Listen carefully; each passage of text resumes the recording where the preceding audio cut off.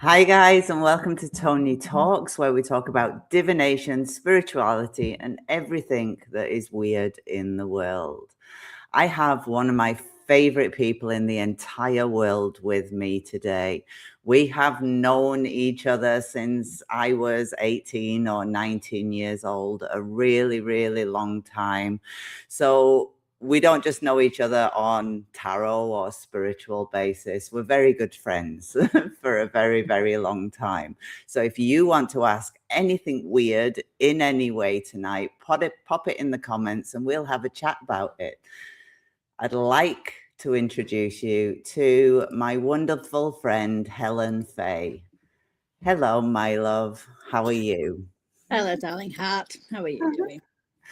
I think we are both surviving and that we both made it through to Friday. So we can give ourselves a pat on the back. Indeed. So I obviously introduced you because I have known you for a very, very, very long time. You My other know, sister. you know too much about me, probably, as I know too much about you. Yeah. Yeah. So we'll try not to open any of those closets today. And Social media wasn't a big thing and there was no photographs. there's no photographic evidence at all. Good on us.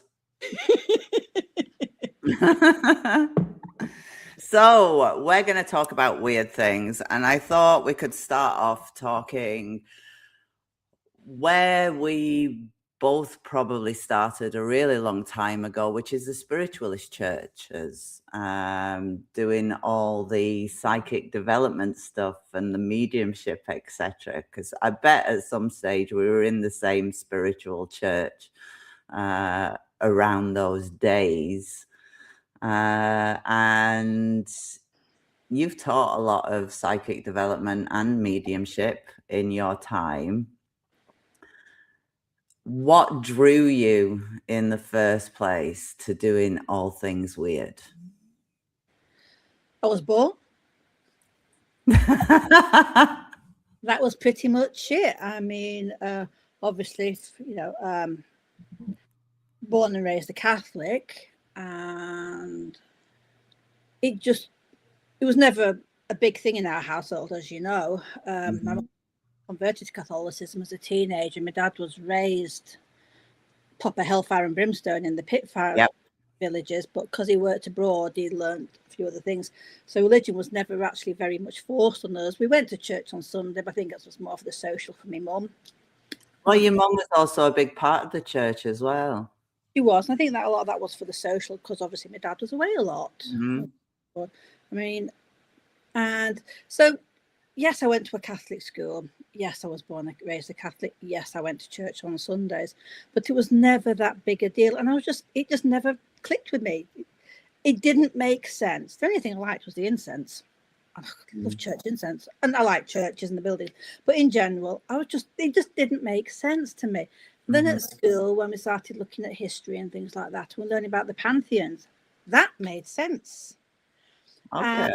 And considering what my mum was like, we used to go to psychic fairs and always have done, and go see mediums and things like that. And been some hilarious episodes. And it was just always a case of like that. And it was always a case of, I was always convinced there was just a load of people stood behind me all the time. And that's never away. And the house we lived in, the house you knew, there was a cat. We had a ghost cat. Best house. That was the best house. But we had a ghost cat. And my bedroom was at the back at the time, and a cat used to sleep on my bed. And then eventually Mum said, I want to swap bedrooms. I thought, all right then, but there's a cat in my bedroom. Said, oh, it's in my bedroom too. So we both had this cat that slept on our beds. That's amazing. The thing I loved about that house was the peace. As soon as you walked into that house with your mom's energy and everything, the peace that was in there. And I would say that that was a highly spiritual house in that, I mean, you just walked in the living room and there was that sense of, I don't know, years and ages and generations of spirit around. And I don't think that was just you. I think your mom had that too. I think she surrounded, I mean, even in nature, she had the squirrels and everything. So I think your mom created a lot of the spiritualness within the house too.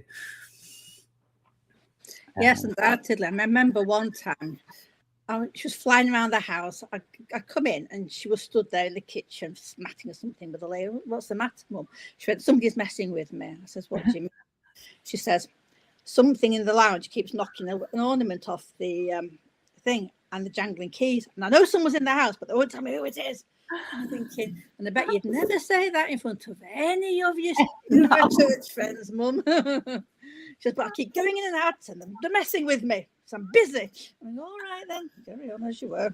But don't you think that's so cool? Because I think that lends to keeping your spiritual abilities from a kid.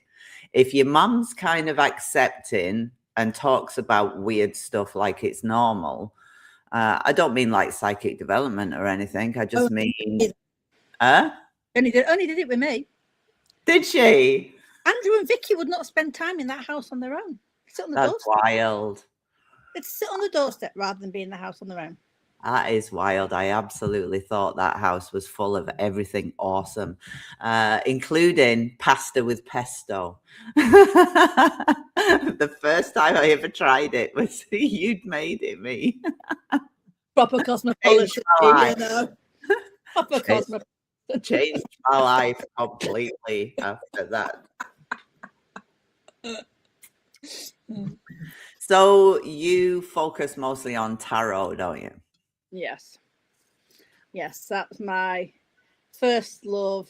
And I mean, I love all divination. Raindrops on the windowsill. I do a lot of augury and things like that, but tarot. That's maybe why you got struck by lightning. Yeah, Thor. Falling Thorin. I know, but considering how dangerous that one was, I mean, that same week, for anybody who doesn't know, I was walking through Leicester. It was raining and the umbrella was up. And my umbrella got struck by lightning. And it was a horrible experience. I didn't look burnt, but I felt like I had the sunburn from hell. I felt like if I talked or laughed, my skin would just split and burn marks on my face from the glasses and things. But the same weekend, somebody else was hit by lightning. He was killed instantly, and he was holding his partner's hand, and she was very much hurt, but he was killed instantly because it hit him. Because it hit my umbrella, it wasn't so bad. But yes, me and Thor. Complicated relationship. Yeah. A love tap from Thor, you know. That's quite cool, a love tap. But yeah, but to be honest, that cured all my static electricity because I couldn't get into cars. I couldn't do anything. I get static shocks off. You were wild for a while. And then you were wild after that. It was a wildness that hit. Well, I also cut my hair very short after that because my hair had gone up and got all tangled in the spokes of the umbrella. I do think, though, when you're channeling, your hair starts to stand on end anyway. Yes, and you feel like you want to scratch yourself. And by the time you're finished anyway, you're like, oh, bird's nest. So what's your favourite tarot card and why? I suppose it depends on mood. When you're going through certain cycles, you want the death card. You want to know it's going to come to an end. You want to know that cycle is finishing and it is moving away. So there are times I've been desperately searching for the death card. I like the moon. I like the obviousness of it. It's tweeny. It's not this, it's not that. I mean, I don't know what it's been like in your neck of the woods, but I think we've had 3 days of sunshine this year. We've not had any yet. It's basically been foggy and misty, and I love it. I couldn't live with it all the time, but I do like fog and mist. I like the tweeniness of it, the nebulousness of it, and I think the moon card encapsulates that as well sometimes. And the last card, Judgment. So do you have a certain card that if the imagery is incorrect in your eyes on it, is there a certain card you check within a tarot deck before you buy it? No, I don't want imagery on one card will not put me off. If I don't like the imagery full stop of the deck, then that's enough. But but to be honest, I rarely look at decks. I have my favourites and I stick with them. I went through a stage of collecting decks. I think everybody does at some point. Yeah. And I ended up giving them all to charity shops or to people, or if I was teaching and people liked them, I said, well, you have that deck, keep it, use it. I'm not that interested in it myself. So just move them all on. And I keep 1 or 2, which I don't particularly use, but I like them. But to be honest, I'm just going to stick with Morgan Greer. I'm just an old hippie. And that's where I am. Well, I pretty much stick with the Rider-Waite-Smith. I've had the what's it called? It was the Moon Garden one you loved for a while. Oh, I love the Moon Garden. It's here, Helen. It's always here. It's always close. It's the one that actually my mum bought me when I was in Newcastle. Oh yeah. And I've kept that ever since. I bought Jane it as well because I love it that much, but I only use it for, I know it sounds weird because it's such a fairy deck, but only for serious reads. When shit's going down, Tarot of a Moon Garden comes out. Yeah, but otherwise it sits under my computer and waits for that day. So what's your favorite way? Do you use your tools or do you prefer just to talk with spirit? Oh, I constantly chunter at them. I'm always chuntering at spirit for one thing or another and just chattering away about things. But I do like divination tools because that way I get answers and it's just not just me conversing. Yeah. Usually when I'm driving and all sorts of things. I mean, a couple of weeks ago, I was driving up the motorway and a barn owl flew sort of like across in front of me, then swooped back down into the field. And barn owls are ghost owls because of the white undersides and the silent, the sweeping and swooping. I went, oh, that's lovely, and carried on what I was doing. A day or two later, Stuart said, have we got a ghost in the house? I thought, well, wow. I thought, well, not especially. The village is on a lot of water. There's a lot of underground streams, and my kitchen is cold no matter what time of the year. There's no heating in it, so it's always cold. And sometimes I walk in the kitchen, I cannot see a thing for all the white fog and the mist, and it's like, okay, take your time. Whoever's nearest kettle, put it on, I'll come back later. And just leave them to it. I think they just have a quarterly committee meeting in there every now and then. And then driving back up the motorway, the barn owl flying along next to me. And oh, it's that owl again. Wow. Still not joining the dots. Walk upstairs a day or two later, and the full roll of toilet roll has unravelled itself. I said to Stuart, I don't know about a ghost, but it's got a cat, whoever it is. Still not joining the dots.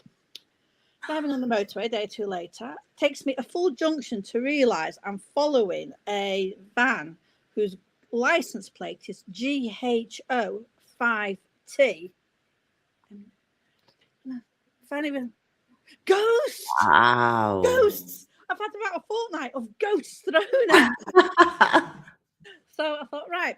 So I jumped on the SNU website, nearest church that's open tonight. Scooted off, big sign on the door, closed. Oh no. Well, whatever spirit wanted to tell me, I've missed it. It's gone. It might come back. It might not. So I do. You may know it already. You've just not figured it out yet. There's always that. There's always that. Prefer tools because otherwise, I'm sure they just sit there going, "How can she be so flaming dense all the time?" I think they do that about all of us. I think we're all classed into that. Why is she ignoring me again? Yeah.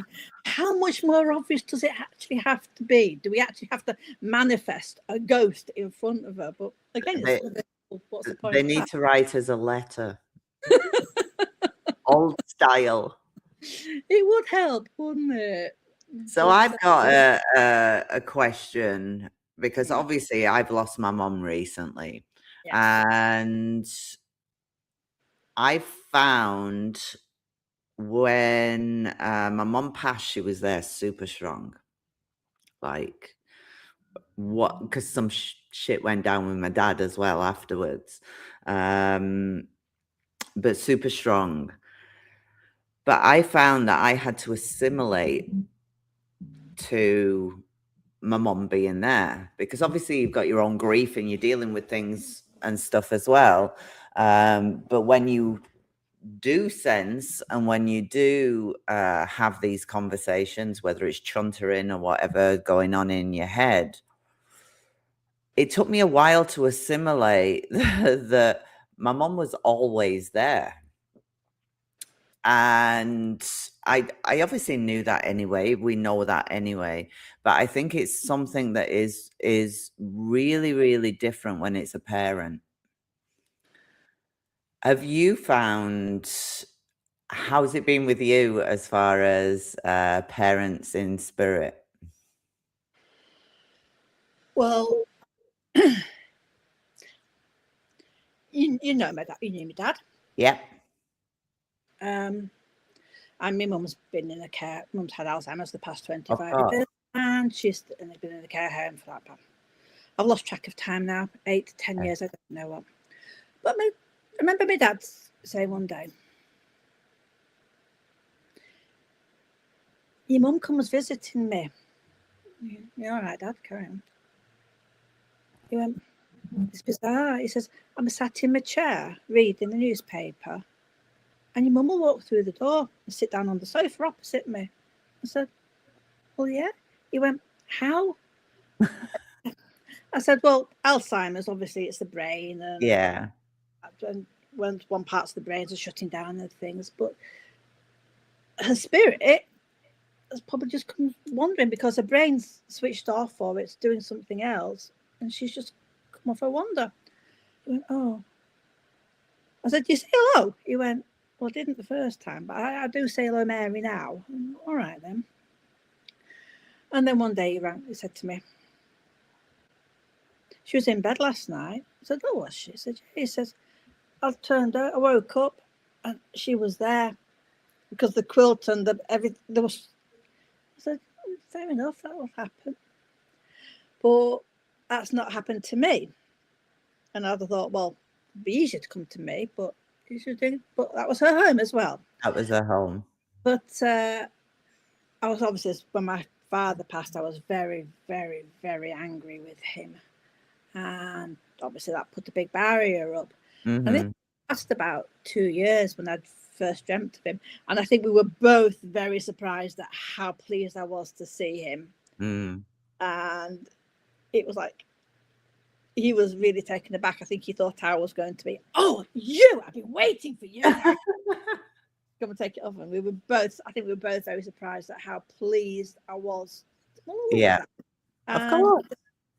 But obviously, I think a lot, when you're angry, it puts barriers and blocks up. So well, I think it does on any level. I mean, not even parents. I think any form of spiritual communication, if you aren't feeling it, if you're not in a good place, if you're not whole yourself, it's very hard to actually get in that place, because you're holding on to some form of emotion.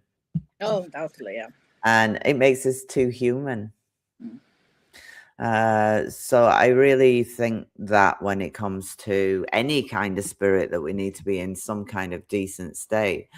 Although I think also in states of complete panic, I think sometimes at those stages as well, you get into that eye of the storm and you're suddenly like, right, and you've got it all. It's like, ooh, giving you the answers that you need in that moment in time. So yeah, I think emotions really get in the way. I think our heads get in the way as well. Yeah, yes, they do, very much so. But as I say, it's so bizarre because I've no idea how I'll feel when my mum passes, because she hasn't been my mum for so long. Yeah. It's just been various little old ladies I've been invested in and wanted the best for them. Mm-hmm. But she hasn't been my mum for a long time, so I'm really not certain about that. People go, she can't have had Alzheimer's for 25 years. She No, yeah. So it's definitely going to be a strange one, but we'll deal with that one when it comes. yeah, well, we'll have a chat about your mum afterwards. Nothing else wrong with her. She's as fine as you like. Her skin's gorgeous, her hair shines. That's amazing, because she always has taken amazing, immaculate care of herself. So much so that could have been embarrassed sometimes walking in the house with what I was wearing. Yeah, as I said, I was thinking, bloody hell, what are you washing her hair with? It's gorgeous. And as her skin's fine and everything, she's there's just nothing else wrong with her. She's magical. Yeah, it's just all up here. But that's interesting, that what you say about the brain switching off, but the spirit's still very much intact. Yeah. And capable of transporting oneself somewhere. I mean, that's a superpower. It is. It is. One of the carers in the home said, well, the thing about Alzheimer's, they're sort of like one foot in each world. And I thought that was coming from a nurse. Yes, absolutely. Well, Jane used to did her training for nursing and obviously worked in hospitals, etc. And she said the amount that you actually see or experience regarding death, you can't not believe it. Yeah. And I can imagine that, albeit from a very different standpoint. you see that there's weird stuff going on. I mean, she talks about like lights going on and off in rooms, or buzzers going in rooms where there is no one. So I think you can't help but, if you're working in that environment, believe in something. Yes. So what do you believe as far as spirit being all around us? How's that work for you?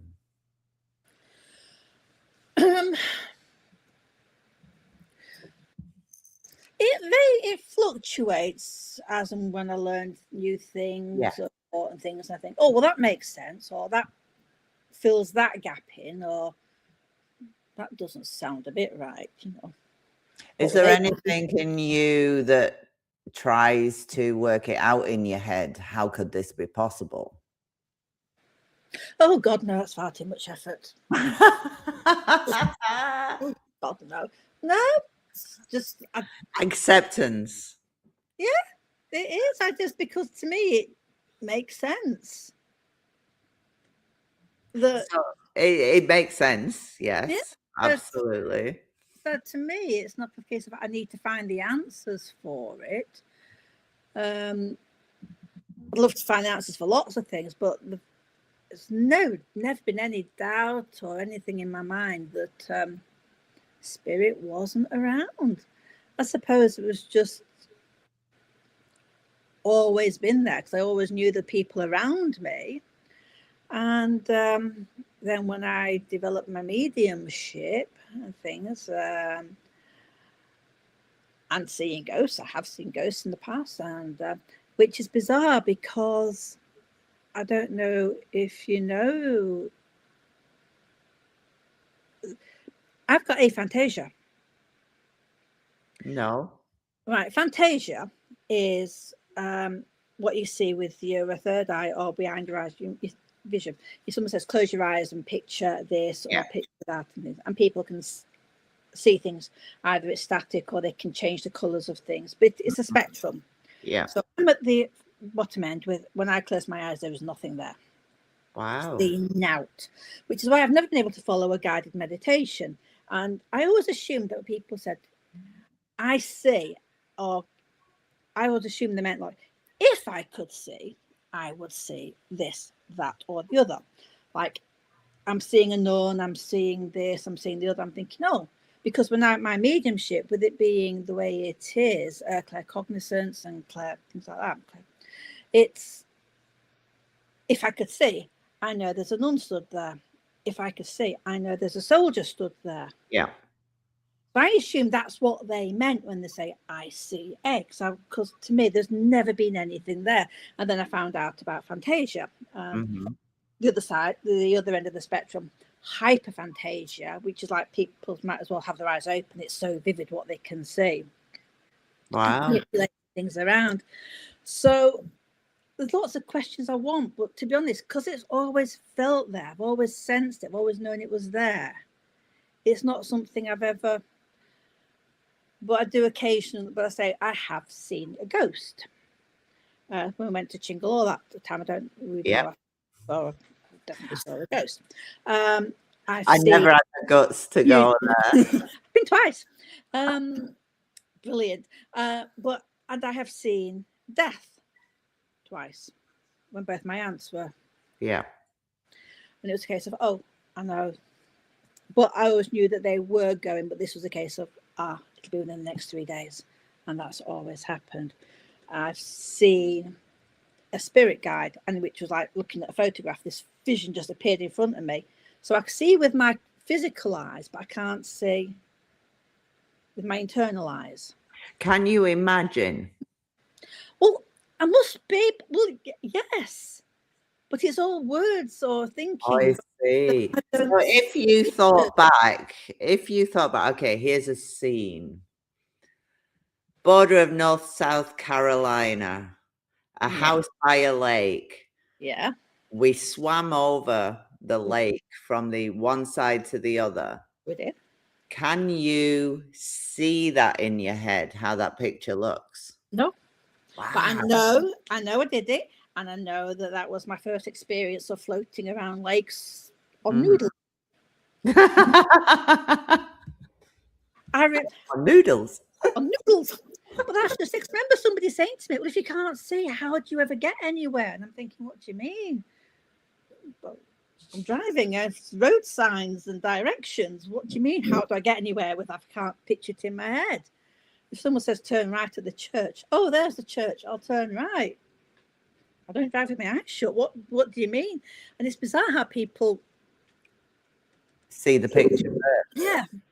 But but it's all in there in my head. I could even, the bedroom, the that had a house, but I don't see it. I just know it. We actually got arrested. I should have used that. Well, not arrested. We got thrown in the back of a cop car, an American cop car. I should have used that. I should have used that as the memory. No, but lakes and the water. I mean, it was a gorgeous lake and it was cool and it was lovely. But yeah, no, I know it all. I know it's there. I just don't see it. That's wild, isn't it? Because if I close my eyes, or even just now, that the memory that flashed in my head was a picture of it. So I can't imagine how that works. So how does that work then with your mediumship and everything? Your brain obviously functions in a different way. So, do you see how nicely I said that? It functions in a different way. So when you get messages, it's words, it's feelings, it's knowledge, knowing, clairsentience. It's if I'm actually in a circle or I'm actively working, then I ask questions in my head, and sometimes if I don't get to the end of the question, I've already got the answer, or if I'm working my way through a list, I tend to just stop at something. I don't go further. But sometimes I feel it. I once had the experience of somebody that was crushed to death, and I could feel this person was being crushed, and I could feel. So I feel it, and I just ask questions and get as far as I can with it stopping. But sometimes it's just an overwhelming feeling of X or Y. But sometimes I'm just get a very definite. One of my jobs many years ago, there was two of my colleagues were stood talking as a man and a woman. And I automatically went, in my head, I just thought pregnant. And I assumed it was the young woman because she had a young child. And I never thought, I said a week or two later to a colleague, so-and-so mentioned if she's pregnant or not. And she went, no, she hasn't. I didn't know she was. I said, well, I'm not saying anything because I don't want to upset anybody, but I just really thought she was pregnant. A day or two later, bloke announces he's going to be a dad again. I'm thinking, duh, why did I just automatically assume it was the woman? Just because the woman was like pregnant. This is a woman that's pregnant, but it happened to be him. But I just get it every now and then. I just think, oh yeah, that. That. And I think that's sometimes why I've always generally been a very good judge of character. I just know. Yes, I was told that about you before I met you. I was actually given a warning about that before I met you. But so because it's always been there, I've never really questioned it. So I've never felt the need to question the mediumship, never need to question spirit. It swings and roundabouts. Sometimes it's a bit more to the front of my life, and other times it takes a back burner, but it's just a case of it's always there. I think it's funny that obviously when we met we were young and we were too busy doing other stuff to be talking about this stuff. Probably. I mean, yes. Let me bleach your hair, Toni. Yes, there were things that were more important at the time. But I think it's awesome that we're kind of on the same page when it comes to weirdness and accepting thereof. And that you really can talk about anything, I think. As if you're open to spirit, I mean, you really can talk about anything. Yeah. I mean, it's bizarre. I mean, I remember driving home as either in my early 20s or past a industrial plant. And it was a clear night. It's like 4 o'clock in the morning or something. And I saw a spaceship. Yeah. Because this light was...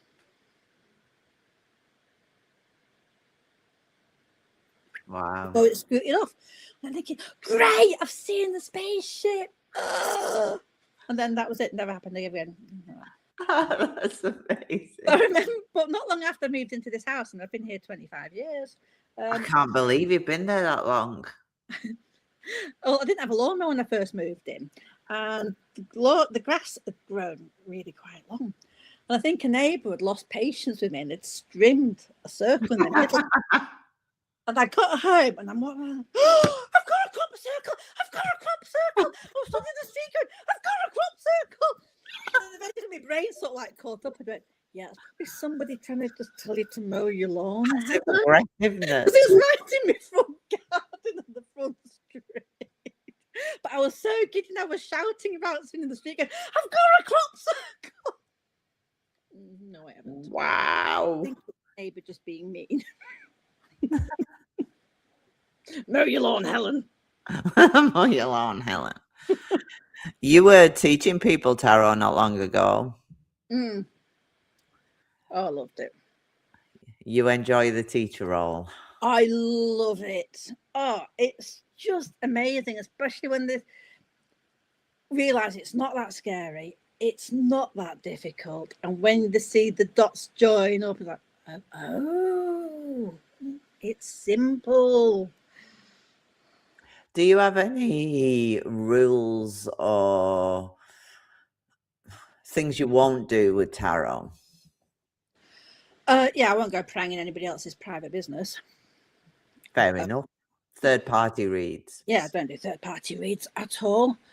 But having said that, I have done them for my mum because she can't communicate. Is she in pain? Does she need anything? Yeah.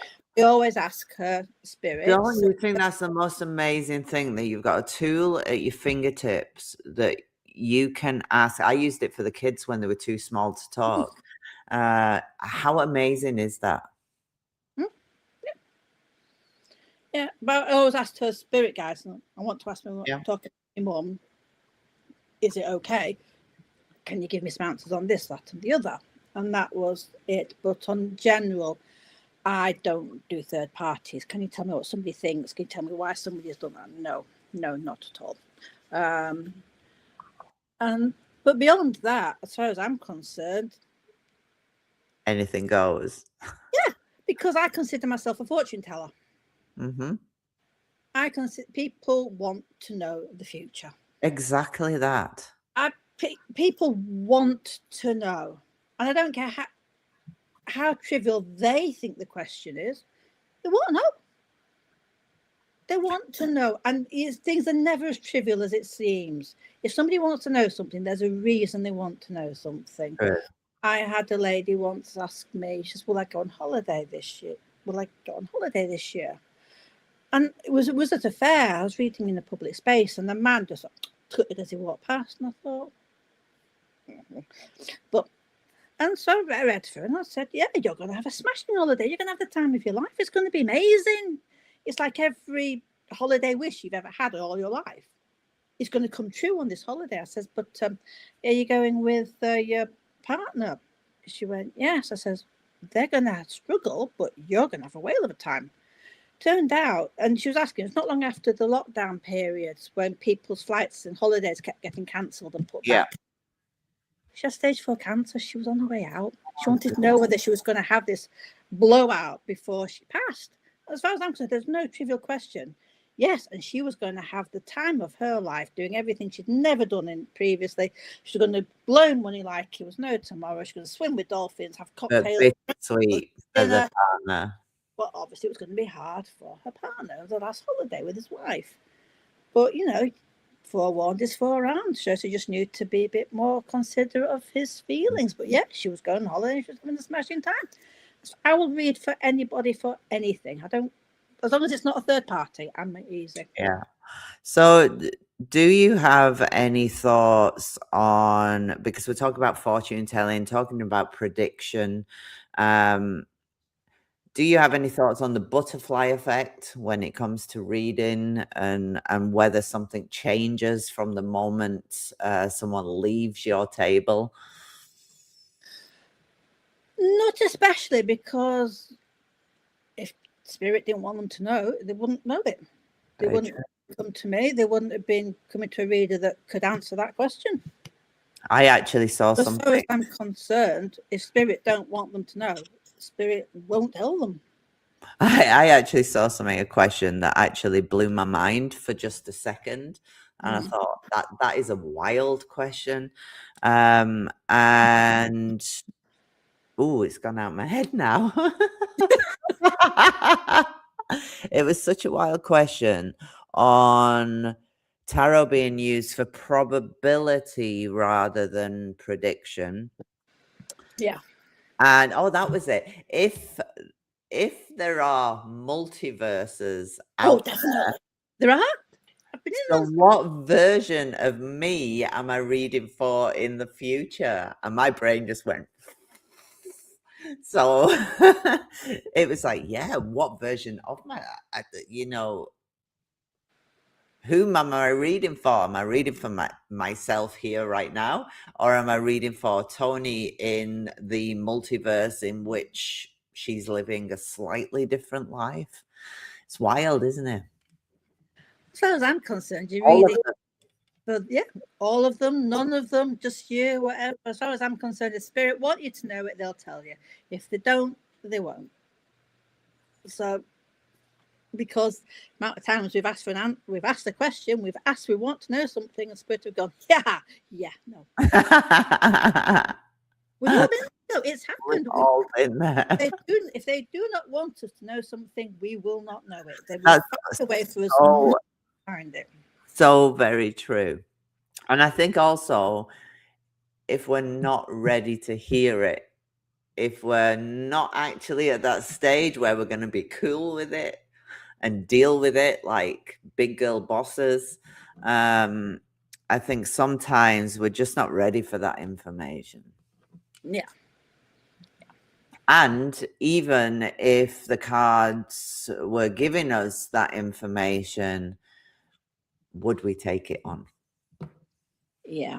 I think reading for yourself, you really got to be very, very, very disciplined. Oh, yeah. It's definitely easier if you have questions for yourself to go to somebody else.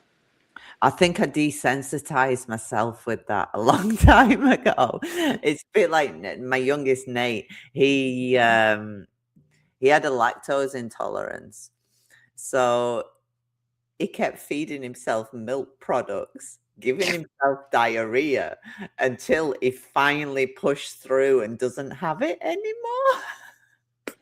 I got to admire the determination on that one. Yeah. So you obviously really like the oat milks and things like that. You wanted cow juice.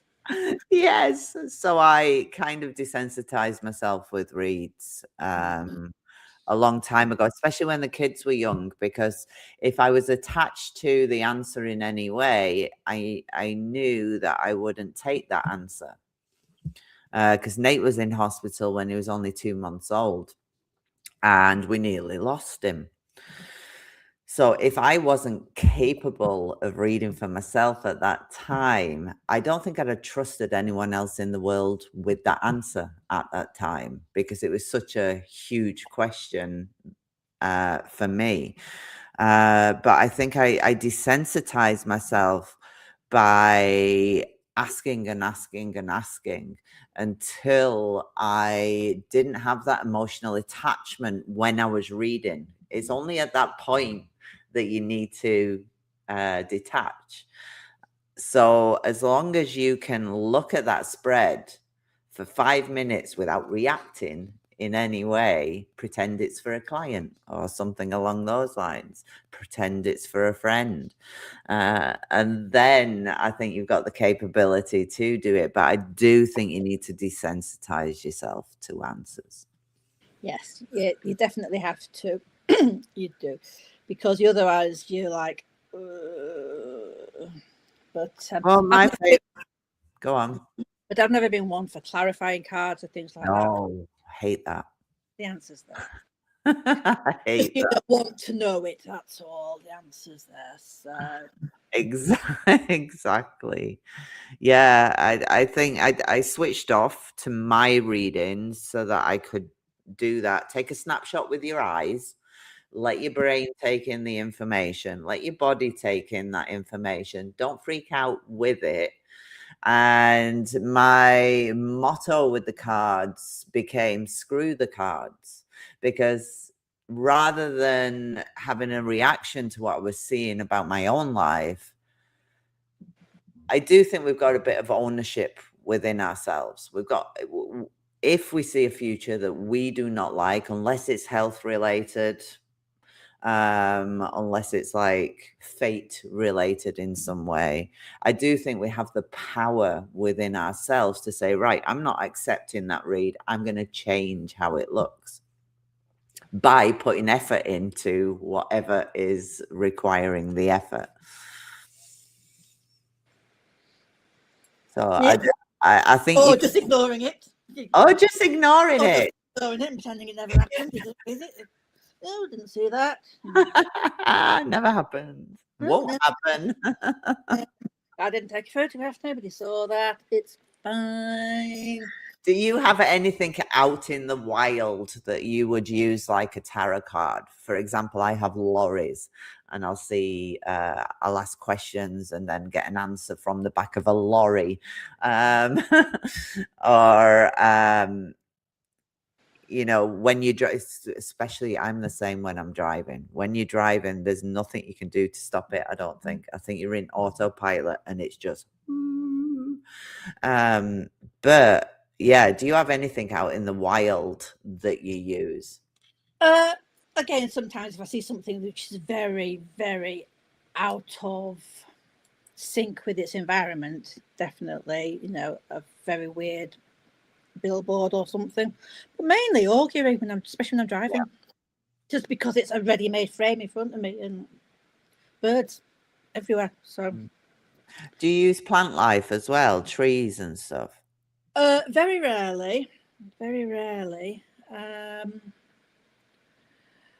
Occasionally I see a nice thing. Oh, it's a lovely tray, God bless the spirits made that, but beyond that, it's occasionally, oh, it's a portal, but beyond that, no, not really. And animals only if they're out of their natural environment or behaving weirdly otherwise than that. Mainly if it's out in the wild, it's just generally birds, and I'm saying it's just because augury, I mean, because I live upon the moors, there's a very surprising lack of wildlife up here. Really? Maybe probably because of the wind. Oh. And the tenant farmer used to give out licenses for shooting willy-nilly. So amount of people that nearly lost their lives and ears from random people around shooting. So there's very little wildlife. Occasionally see bats at dusk, and that's about it. You never see rabbits, foxes, badgers, nothing. Wow. That surprises me. But going through a very horrible time at work a number of years ago, and every morning I would drive through like 1,001 crows at this particular roundabout. And of course, the Morrigan, the battle crows, it's battle fighting. And when that situation and that person left, I never saw a bird again. Where are they all? You only see them now, like when it's been pouring down and all the worms have come to the top and they're all eating. But before they were just always there. It was like a scene from the birds. They were just birds. But so I just find that one easier. As I say, it just takes me a while sometimes to join the dots. Keep this barn owl. I mean, oh, that's lovely. And then not thinking anything further. Just imagine what the spirit are thinking. Yeah, you can see them thinking, oh, God, I'm great just being with her. She makes me great. So if you were going to teach, or if you had someone coming to you saying, I really want to learn tarot. Don't come in, sit down, let's go. What's your best advice?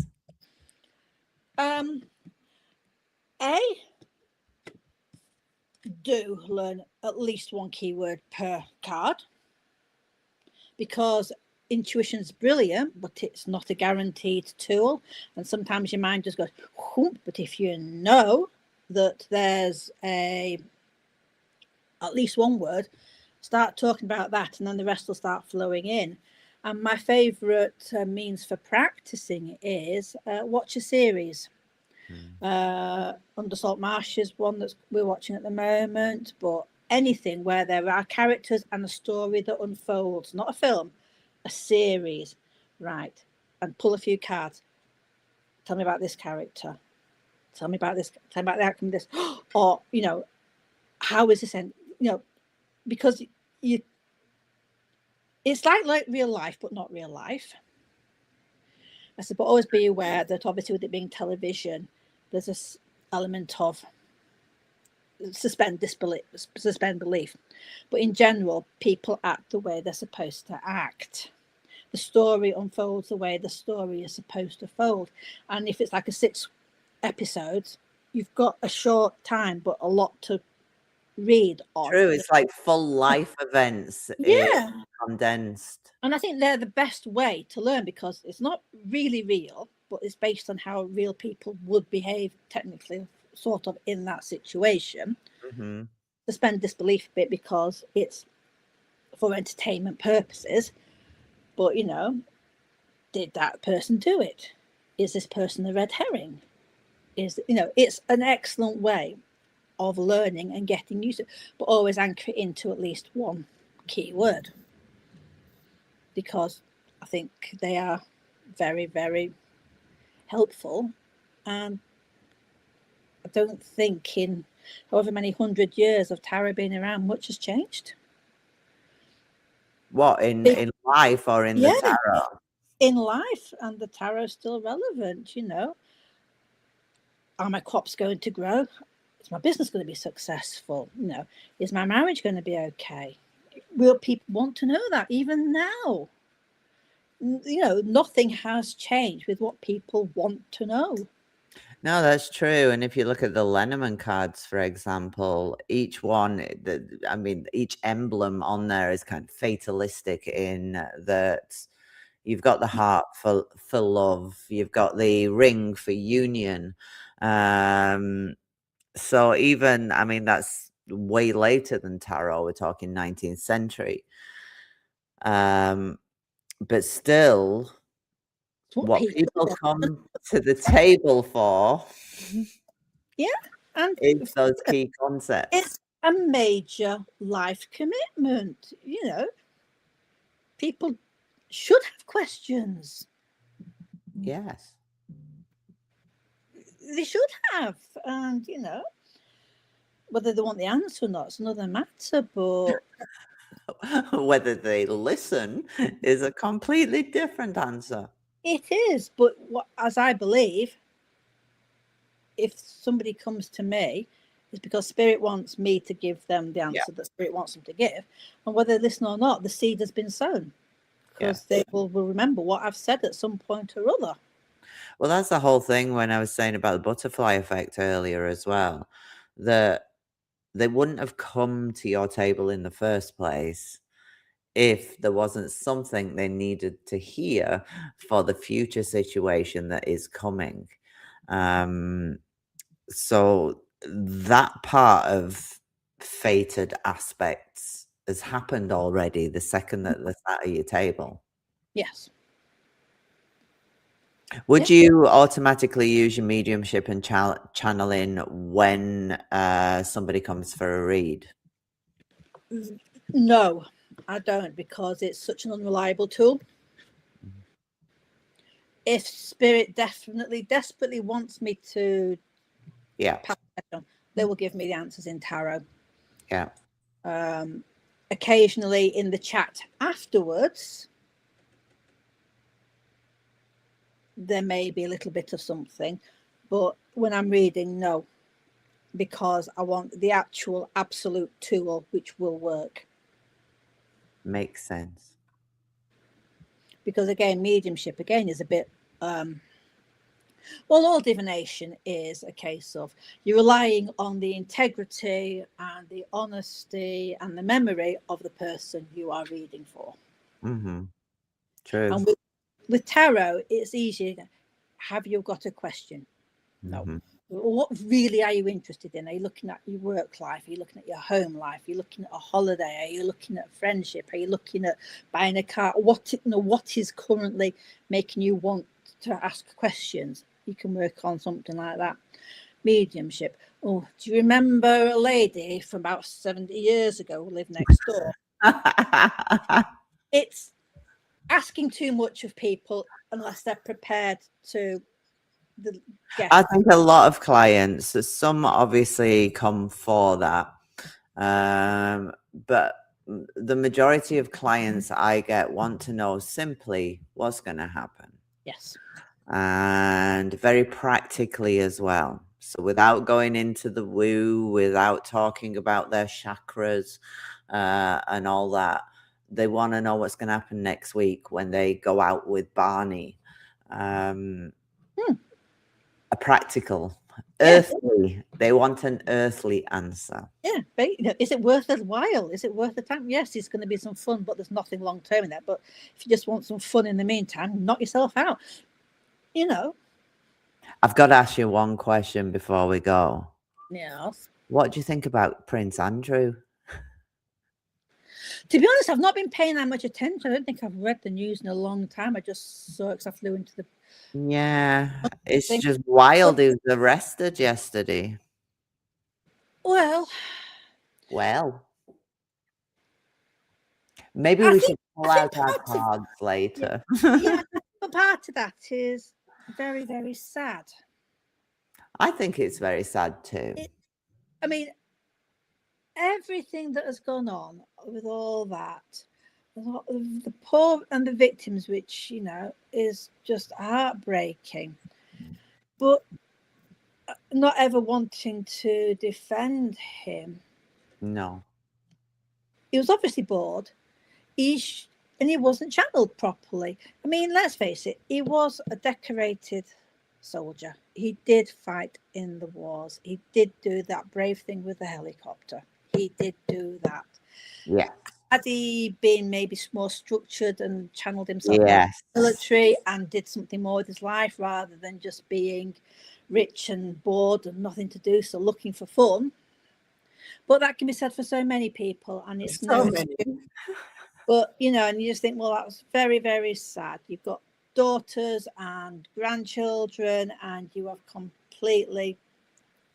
Well, in many ways, God rest her soul, the Queen doesn't have to live through it. But she obviously knew. Yes. Yes. Well, at 90 odd years old, you don't need to be, and being the disappointment. Yeah, it's quite sad, and but totally agree with you. So, where can people find you, Helen? I'm getting myself back to life, so I'm planning on getting back on Instagram and things. And Instagram tag? Helen Fahey, I think it is. I've had it for that long, I can't think sometimes. Google Helen Fahey. Yeah, Helen Fahey. You'll find her. Yeah. Or ask Toni. I nearly started out actually by saying this is my very, very good all-time friend, Helen Fahey. To be honest, I probably wouldn't have even noticed you said it. So desensitized. I will answer to most things now anyway. Doesn't matter how it's pronounced. Thank you for joining me, my friend. Thank you for inviting me. It'd be lovely we'll to talk more. Yes, love you very much. And if anyone wants to follow Helen Fahey, find me. She's on my friends list on Facebook. And she is also on Instagram. Yes. Say bye. Bye-bye, sweetness. Bye-bye, love.